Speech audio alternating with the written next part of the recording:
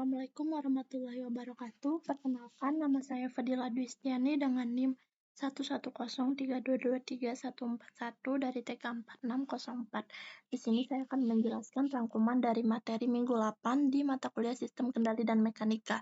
Jadi, sebelum masuk ke materinya, saya akan mengilas balik. Di materi sebelumnya, di mana RS apabila bertemu dengan plus minus 1 per TS, maka akan mengikuti rule 6, di mana rule 6-nya itu adalah G per 1 plus minus GH.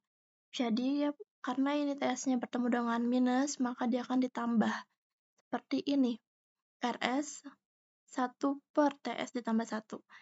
Nah, kita memasuki transfer function. Di transfer function itu ada 3, ada unit step, unit ramp, dan unit impulse. Unit step itu menghasilkan 1 per S di domain space-nya. Jadi nilai RS-nya itu adalah 1 per S. Seperti CS 1 per S dikurang T per TS dikurang 1 sama dengan 1 per S min 1 per S ditambah 1 per T. Ini dihasilkan dari TS dikali S sama dengan S, 1 dikali TS sama dengan 1 per T. Jadi nanti 1 per S ditambah 1 per T-nya itu adalah 1 per S ditambah A. A-nya itu adalah 1 per T yang akan menjadi nilai min T, dan T-nya itu dari T apabila lebih besar dari 0. Satunya dari 1 per S. Maka grafiknya apabila 1 per T-nya menjadi T besar, akan menjadi seperti ini. T-nya menjadi 63,2, 2 T-nya menjadi 86,5, dan akan terus menaik.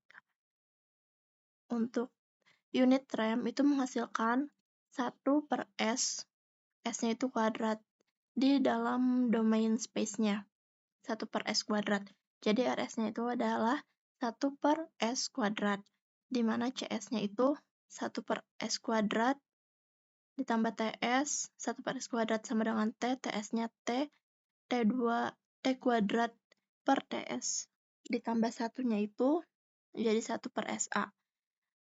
Dan karena dia T2-nya ini adalah pembilangnya, T kuadratnya ini adalah pembilangnya, maka ditaruh di luar dan dibagi keseluruhannya dengan T-nya. Jadi, T per S ditambah 1 per T. 1 per T-nya itu menjadi nilai min T, dan T-nya itu dihasilkan dari T apabila lebih besar dari 0. Maka grafiknya akan menjadi seperti ini. Apabila T berada di titik 2T, dia akan terus stagnan. Untuk unit impulse itu menghasilkan 1, jadi nggak perlu lagi dikali RS, karena hasilnya akan sama. Seperti contoh CS sama dengan 1 per TS ditambah 1. CT-nya itu jadi 1 per T, karena ini dia 1 per T pembilangnya, dan di bawahnya juga 1 per T. 1 per T yang di bawah ini menjadi min T, dan T-nya itu adalah dari T apabila lebih dari 0. Maka dia akan melandai ke bawah seperti ini grafiknya. Untuk second order system itu nilai K per J-nya itu sama dengan omega N kuadrat, dan B per J-nya itu sama dengan 2 zeta omega N. Maaf. Apabila omega N yang nggak ada, bisa dicari dengan 2 kali sigma kecil. Sigma kecilnya itu adalah attenuation, omega N-nya itu adalah peredam frekuensi alami, dan zeta-nya itu adalah rasio peredam.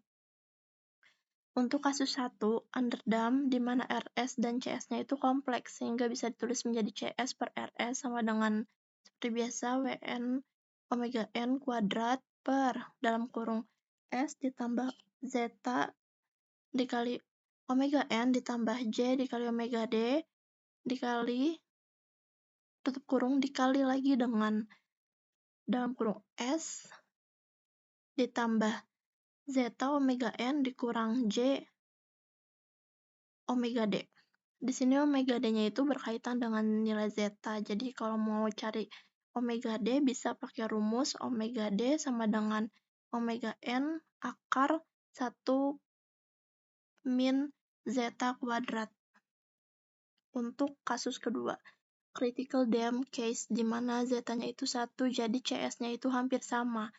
Maka bisa ditulis dengan CS per RS sama dengan omega N kuadrat per S ditambah omega N kuadrat. Jadi dia nggak akan osilasi karena CS-nya itu hampir sama.